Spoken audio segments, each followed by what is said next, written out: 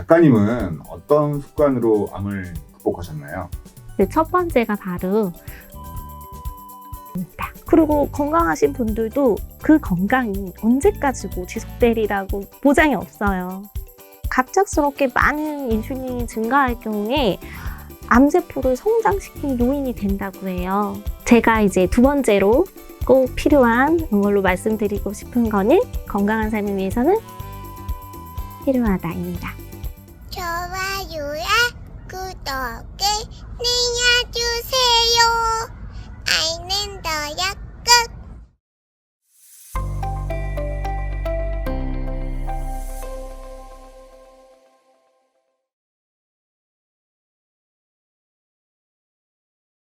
안녕하세요. 저는 유방암 잘 알지도 못하면서의 저자 강진경이라고 합니다.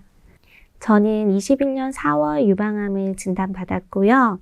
그 전에는 중학교에서 학생들을 가르치는 국어 교사였습니다. 지금은 암을 진단받고 나서 육아와 치유에 힘쓰면서 글을 쓰는 작가로 활동하고 있습니다. 제 첫 책이 이제 유방암 잘 알지도 못하면서라는 유방암에 대한 책이고요. 이 책은 유방암을 막 진단받으신 분들에게 도움이 되었으면 하는 마음으로 쓴 책입니다. 그래서 의사 선생님께 감수를 받아서 의학적인 정보와 함께 환자분들의 마음을 어루만져 줄 수 있는 그런 에세이가 가미된 그런 책이라고 보시면 되겠습니다. 오늘은 그 책을 바탕으로 해서 제가 건강한 분들께도 좀 암을 예방하기 위해서 어떤 삶을 살면 좋겠다라는 메시지를 드리고 싶어서 이 영상을 촬영하게 되었습니다. 작가님은 어떤 습관으로 암을 극복하셨나요? 사실 암에는 완치가 없다고 생각하기 때문에 저는 극복을 했다라기보다 극복 중이다라는 표현이 맞다고 생각을 하는데요. 흔히 일반인들은 수술하고 나면 이제 완치된 거야? 이렇게 물어보세요. 그런데 이 암이라는 거는 항상 재발, 전이를 조심해야 해서 평생 관리를 해야 하는 병이라고 생각을 하시면 되고요. 그래서 우리가 내 몸의 환경을 바꾸지 않고 그냥 수술만 한다고 해서 암이 다 치료되는 것은 아니다라는 거를 먼저 인식을 해주셨으면 좋겠습니다. 그렇기 때문에 암은 습관이 불러온 병, 잘못된 습관이 불러온 병이기 때문에 습관을 고치고 좋은 습관을 유지하면 또 반대로 고칠 수 있는 병이다. 저는 그렇게 생각해요. 많은 한우분들이 또 그리고 저도 마찬가지로 암하면 죽음을 떠올리게 되거든요. 그게 가장 암을 우리가 두려워하고 무서워하는 이유기도 하고요. 왜냐하면 이렇게 현대의학이 많이 발전했지만 여전히 암으로 인해 돌아가시는 분들이 많고, 그리고 방금 얘기 드린 것처럼 수술을 해도 전이나 재발이 이루어지는 케이스가 있기 때문에 그만큼 두려운 건데요. 그러면 도대체 어떻게 해야 우리가 암에 걸리지 않고 또 암에 걸렸다 하더라도 재발과 전이 없이 다시 건강한 삶을 살 수 있을까? 그거는 우리 몸을 습관을 바꾸는 거다. 저는 그렇게 생각합니다. 건강하기 위해서 필요한 습관 3가지를 뽑아봤어요. 그 첫 번째가 바로 건강한 식습관입니다. 내가 먹는 게 내 몸이 된다라고 생각하시면 돼요. 우리가 먹는 거하고 암 상관없대 이렇게 말씀하시는 분들도 있습니다. 그리고 의사 선생님께서 이거는 먹어도 된댔어 라고 아무거나 잘 먹으라고 하셨어 라고 하면서 그냥 드시는 분들도 계셔요. 근데 이제 그거는 환자분의 개개인의 이제 선택이니까 그거를 뭐 잘못됐다라고 말씀을 드리는 게 아니라, 하지만 저는 분명히 먹는 것과 암은 관계가 있다라고 생각을 합니다. 그래서 우리가 먹는 걸 조심해야지 그만큼 우리 몸이 건강할 수 있고, 나의 몸을 건강하지 않게 하는 음식을 굳이 지속적으로 먹어서 건강을 해칠 이유는 없다라고 생각을 해요.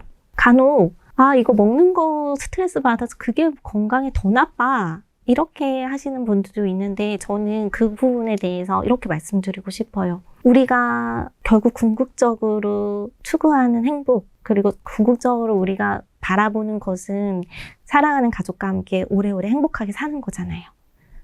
그러기 위해서 내가 이 정도 감수하고 맛있는 거 먹고 싶은 거 조금 참아서 오래오래 건강하게 살 수 있다면 그거는 이미 스트레스가 아닌 거예요. 근데 나의 의지와 노력으로 좀 할 수 있는 부분인 거죠.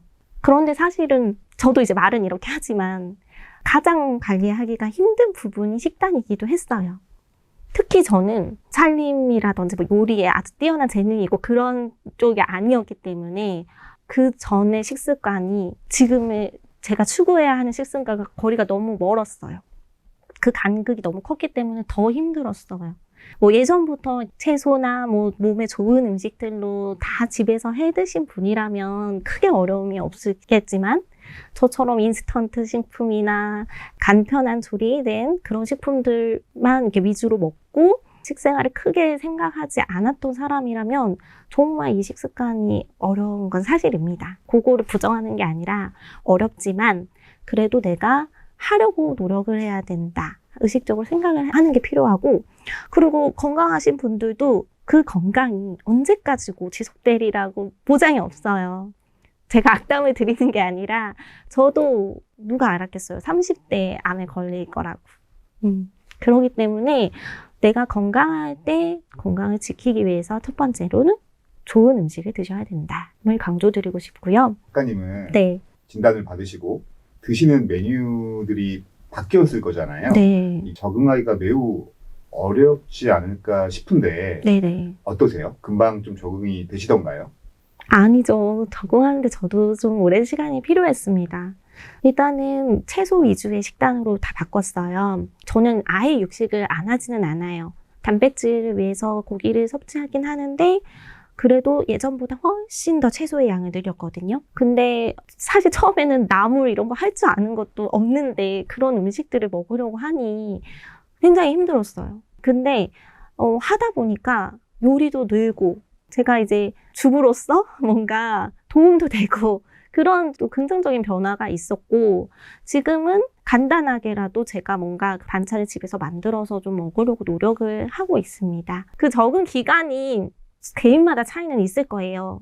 하지만 저는 분명히 하실 수 있다고 생각합니다. 의지만 있다면요.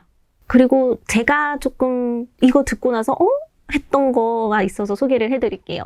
저는 암 환자가 혈당을 관리해야 된다라는 말을 되게 신선하게 받아들였거든요. 그러니까 무슨 말이냐면 내가 당뇨 환자도 아닌데 왜 혈당 체크를 해야 되지?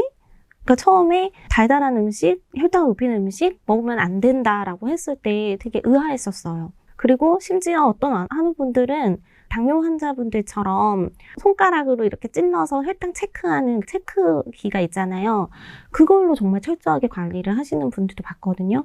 왜 저렇게 해야 되나 했었는데 공부를 하다 보니 암세포가 당을 좋아하기 때문이었어요. 단순한 이유죠. 쉽게 말하면. 그래서 그런 논리로 우리는 혈당 관리에 신경을 써야 되는데 무심코 그냥 먹으면 특히 왜 우리가 오랜 시간 좀 굶고 막 당 떨어져 이런 말씀 많이 하시잖아요. 굶으면 좀 달달한 게 필요하고 또 머리를 많이 쓰거나 피곤하면 당 떨어지니까 나 좀 당 수혈 해야 된다. 막 커피 수혈해야 된다. 뭐 단 거 초콜릿 먹어야 된다. 이런 얘기들 하는데요. 그렇게 드시면 이제 혈당이 쫙 한꺼번에 올라가는 혈당 피크 현상을 마주하게 되는 거죠.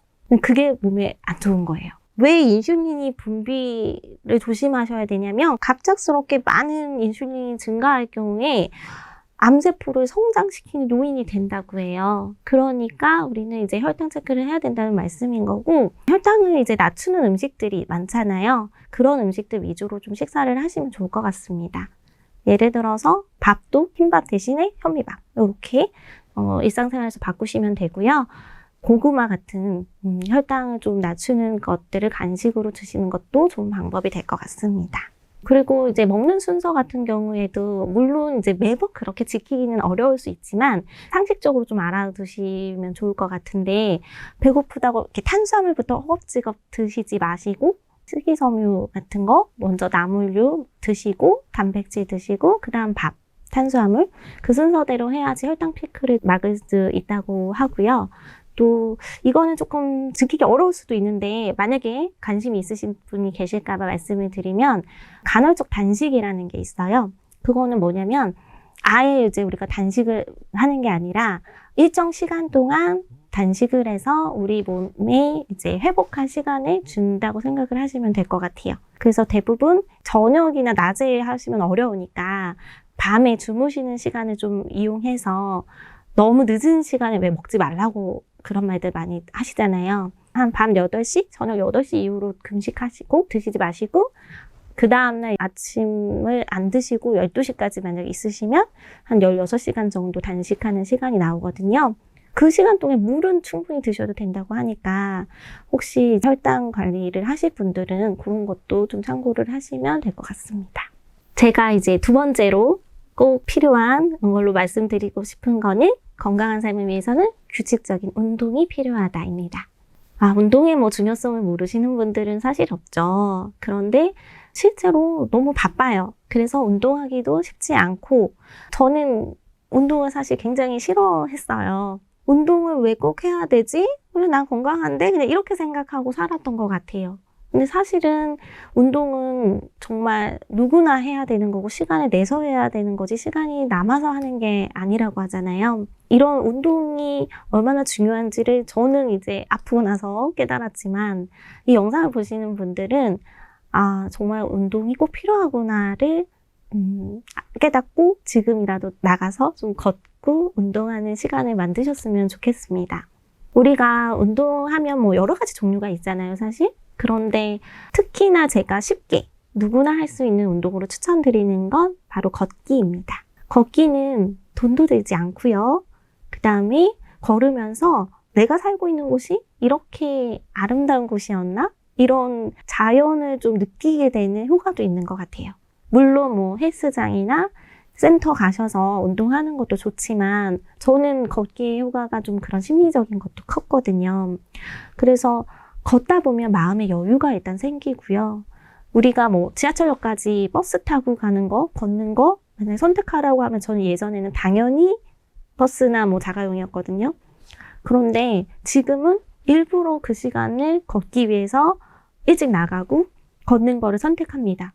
이유는 걸으면서 우리가 이제 대표적인 유산소 운동이기 때문에 우리 몸에 산소를 공급할 뿐만 아니라 당연히 걷게 되면서 하체 단련도 되고 그리고 몸을 일단 움직이기 때문에 건강에 좋아질 수밖에 없죠. 예전에 제가 아는 분이 걷는 걸 정말 좋아하셨거든요. 그분이 이제 연세가 많이 드신 분이었는데 항상 기본적으로 하루에 1시간을 걸으시더라고요. 어디를 가시든 일부러 걸으시고 대중교통을 이용하지 않고 걷기를 생활을 하시는 분이었어요. 저는 예전에는 걷는 시간이 아까웠던 사람이었고 근데 그분은 정말 감기 한 번을 안 걸리시고 늘 건강하셨어요. 그게 무조건 걷기 때문이다라기보다는 저는 그분의 그런 생활 습관, 항상 걸으려고 했던 그런 습관이 무시할 수 없는 요인이었다고 생각을 해요. 그래서 걷기 추천을 드리고 또 하나는 등산. 예전에는 저는 산, 바다 하면은 당연히 바다. 놀러 가도, 여행을 가도, 그리고 올라갈 거 왜 내려오나, 힘들게 왜 산에 올라가지? 이랬던 사람인데, 아프고 나니까 산이 너무너무 좋은 곳이었더라고요. 왜냐하면 바다는 또 이제 가려면 아주 바닷가 사시지 않는 한 멀리 이동을 해야 되고, 그리고 가는데도 시간이 많이 걸리지만 쉽게 접할 수가 없는데, 우리가 이렇게 동네 뒷산만 가도 굉장히 뭔가 멀리 떨어져 있는 느낌? 현실에서 내가 좀 떨어져 있는 듯한 느낌도 들면서 공기도 달라지고 그리고 기분 전환뿐만 아니라 실제로 이렇게 등산하면서 근력 운동까지 되거든요.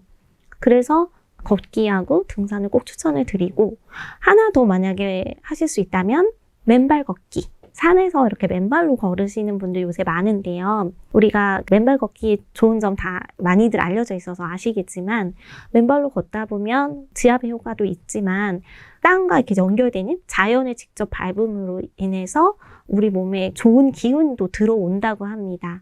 그래서 그런 것들을 좀 생각하셔서 내 지금 환경에서 할 수 있는 것들 하시면 좋을 것 같고요. 만약에 우리 집 근처에는 산도 없고 바다도 없는데 어디서 걸어야 되지? 라는 생각 드신다면 비온디 초등학교 운동장도 추천을 해드릴게요. 거기 촉촉한 흙을 밟는 게 중요하기 때문에 제가 예전에 한번 깜짝 놀랐던 적이 있어요. 동네에 저희 아이랑 같이 산책을 하다가 초등학교에 놀러 갔었는데 비가 쏟아져서 어떡하지 하고 이렇게 잠깐 비를 피하고 있었는데 정말 많은 분들이 오셔가지고 비 온 뒤에 운동장을 계속 돌고 계시더라고요. 여러분들이. 그래서 정말 사람들이 우리가 운동을 많이 안 하는 것처럼 보여도 나 말고 남들은 다 하고 있었구나. 이런 생각이 좀 들었던 것 같아요.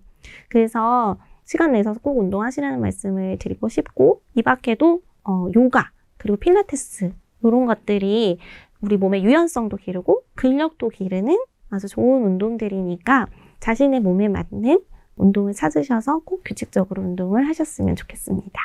저 같은 경우에는 유방암 환자들은 수술하고 한 6개월 뒤부터는 필라테스도 하셔도 되거든요. 그래서 단 너무 또 무리하게는 하지 마시고 그거를 하면서 또 부작용이 올 수도 있기 때문에 자신의 몸을 좀 보시면서 운동을 하셨으면 좋겠고요. 건강하신 분들도 당연히 힘드시겠지만 부족한 시간을 쪼개서라도 하루 꼭 30분이라도 걷는 시간을 만드셨으면 좋겠습니다. 그러면 작가님은 예전에 걷는 것도 네. 잘 안 하시고 네. 그럼 운동을 아예 안 하셨던 거예요? 운동을 아예 안 하는 시기도 있었습니다. 제가 출산하고 나서 수영을 한참 한 적이 있어요. 휴직 기간에. 근데 그 생각해보면 제가 암을 진단받을 때 무렵에는 아무런 운동을 못하고 있던 때거든요. 그래서 그때 이런 생각도 했었어요. 내가 계속 수영을 했으면 좀 결과가 달라졌을까? 이런 생각을 한 적이 있긴 해요. 그래서 암은 워낙 복합적인 요인으로 찾아오는 병이지만 이런 일상생활에서의 모든 것들이 다 원인 중에 하나가 될 수 있으니까 미리미리 예방하시는 차원으로 꼭 운동을 하셨으면 좋겠습니다. 혹시 근력 운동도 중요할까요? 그럼요. 암 환자에게도 근력 운동은 빼놓을 수 없는 꼭 중요한 운동인데요. 저는 사실 근력하면 왜 우리가 헬스장 가서 이렇게 막 몸 만들고 남자분들 이렇게 근육 키우고 그런 운동이라서 이게 왜 암 환자에게 필요하지? 라는 생각을 했었어요, 처음에는. 그런데 이것도 공부하다 보니까 근육이란 게 우리 몸을 지탱할 뿐만 아니라 면역력에도 영향을 준다고 하더라고요. 그래서 우리가 근육이 없으면 일단 되게 쉽게 피로해지고 피로감을 느끼게 되고 그리고 우리 몸에 근육이 없으면 우리 먹는 포도당을 다 암세포한테 뺏긴다는 얘기를 들은 적이 있거든요. 그렇기 때문에 근력 운동을 통해서 좀 더 암을 예방하는 효과도 누리고 또 다른 질환까지 예방하려면 근력 운동은 필수가 아닌가? 이런 생각이 들어요. 마지막 세 번째는 스트레스 받지 않는 것, 마음 관리라고 말씀을 드리고 싶습니다. 사실은 만약 이 세 가지 중에 제가 앞서 말했던 식단, 운동, 마음 관리 중에 하나만 굳이 정하라고 한다면 전 이게 가장 중요하다고 생각해요. 우리가 아무리 열심히 운동하고 아무리 열심히 건강한 식단으로 밥을 먹어도 마음이 괴롭고 마음이 힘들고 부정적이면 건강과 멀어지는 길이라고 합니다. 스트레스가 그렇게 중요해? 라고 생각하실 수 있어요. 워낙 흔히 스트레스가 만병의 근원이라고 하니까 오히려 조금 그걸 간과하시는 분들도 있는 것 같아요. 스트레스 어떻게 안 받고 살아? 이렇게. 그런데 중요한 건 이런 스트레스를 받았을 때 그걸 어떻게 해소하는지 그리고 최대한 내가 스트레스를 받지 않는 환경을 만드는 거 그런 것들 그리고 내가 만약 부정적인 일을 경험하더라도 어떻게 극복을 하는지는 본인에게 달려있잖아요. 그래서 저는 이 세 번째 마음 관리가 사실 가장 중요하다고 생각을 하고요. 제가 생각하는 이 마음 관리법에 대해서 좀 몇 가지를 알려드리려고 합니다. 왜냐하면 우리가 스트레스 받지 않는 게 중요해, 마음 관리가 중요해 라고 한다고 해서 저절로 마음 관리가 되는 거는 아니잖아요. 그럼 어떻게 하면 암에 걸리고도 평정심을 유지하고 즐겁고 행복하게 살 수 있는가에 대한 답하고도 연결이 되는 것 같아요. 그래서 제가 했던 몇 가지를 이제 말씀을 드리려고 하는데요. 첫 번째는 무조건 긍정적으로 생각하는 겁니다. 이 긍정적으로 생각하는 게 생각보다 쉽지 않을 수 있어요. 그리고 사람의 성격, 성향, 기질에 따라서 남들보다 조금 더 걱정이나 근심이 많은 분들이 분명히 있습니다. 저도 그랬고요. 근데 이거는 우리가 이제 의식적으로 조금 의도적으로 노력을 하면 어느 정도 바뀌더라고요. 같은 상황에서도 어떤 사람은 그거를 긍정적으로 해석하고 어떤 사람은 부정적으로 보잖아요. 그럴 때 나는 어떤 사람인가를 한번 생각해 보셨으면 좋겠어요. 왜냐하면 과학적으로 긍정적으로 생각하는 게 왜 좋냐면 긍정적인 생각을 하면 면역 호르몬이 나온다고 해요. 그런 이 면역 호르몬이 나와서 우리 몸의 면역력을 증가시키는 겁니다. 반대로 말하면 부정적인 생각을 하면 스트레스 호르몬이 나오고 그 스트레스 호르몬이 나오면 우리 몸의 그 면역 세포들이 활성화되지 못할 뿐만 아니라 여러 가지 면역 기능이 저하로 이어지는 것이죠. 이해되시나요? 그래서 그냥 막연히 긍정적으로 생각하는 게 좋지가 아니라 정말 과학적으로 내가 건강하려면 긍정적으로 생각해야 된다라는 거를 꼭 기억해 두시고 의도적으로 긍정적인 사람이 되려고 노력을 하셨으면 좋겠습니다. 그리고 이런 것도 있어요. 훈련을 해도 잘 안 되는 경우가 있잖아요. 그러면 애초에 스트레스 받는 환경을 아예 그냥 피하는 것도 저는 방법 중에 하나라고 생각해요. 나에게 스트레스 주는 사람이 있다. 그럼 그 사람을 최대한 만나지 않는다든지, 물론 뭐 직장 생활이라든지 어떤 피치 못할 가족이 또 그렇게 스트레스 주는 경우도 있기 때문에 그런 환경에 놓여 있다면 그러면 어떻게 해야 되느냐? 최대한 피하되 만약 그런 환경에서 내가 벗어날 수 없다. 바꿀 수 있는 거 그러면 나밖에 없잖아요. 남을 절대 바꿀 수 없거든요, 우리는. 자기도 참 바꾸기 어려운데 남을 어떻게 바꾸겠습니까? 그러면 생각을 달리 하는 수밖에 없어요. 내가 긍정적으로 마음 먹는 거. 그거 저는 첫 번째로 이제 말씀을 드리고요. 그래서 제가 생각한 것도 저는 암에 걸린 것도 긍정적으로 해석하려고 하거든요. 물론 암에 걸린 건 안 좋은 일이지만 그렇게 우리가 암 이퀄 죽음이라고 생각할 필요는 없다. 암에 걸려도 얼마든지 더 건강하고 행복한 삶을 살 수 있기 때문에 암에 걸렸다고 해서 만약 내가 계속 나 이제 죽을 거야. 어떡하지? 이런 부정적인 생각만 한다면 몸은 정말로 그런 길로 간다는 거예요. 그런데 우리가 주의를 부정이 아니라 긍정으로 전환을 시켜서 아, 내가 지금 이렇게 암이 나한테 와서 물론 지금은 힘들지만 나 더 건강하게 오래 살라고 이렇게 내 몸 신호를 보냈구나. 저는 그렇게 재해석을 했어요. 그래서 내가 그동안에 잘못된 생활 습관으로 암에 걸렸으니 잘 살려고 더 신경을 써야겠다. 나를 좀 더 사랑해줘야겠다. 그렇게 생각을 바꾸니까 괜찮습니다. 그래서 지금 솔직히 저는 암 진단 받았을 때가 저한테는 너무 힘든 시기였기 때문에 인생에서 지금이 훨씬 마음이 편하고 행복하거든요. 이제 물론 암도 이제 뭐 기수나 어떤 상황에 따라서 다 다르기 때문에 이런 말씀을 드리는 건 좀 조심스럽기는 하지만 그래도 어떤 상황에서라도 나를 사랑하고 나는 나을 수 있다 이렇게 긍정적으로 희망을 갖는 게 저는 정말 중요하다고 생각해요. 네. 좋아요야 구독을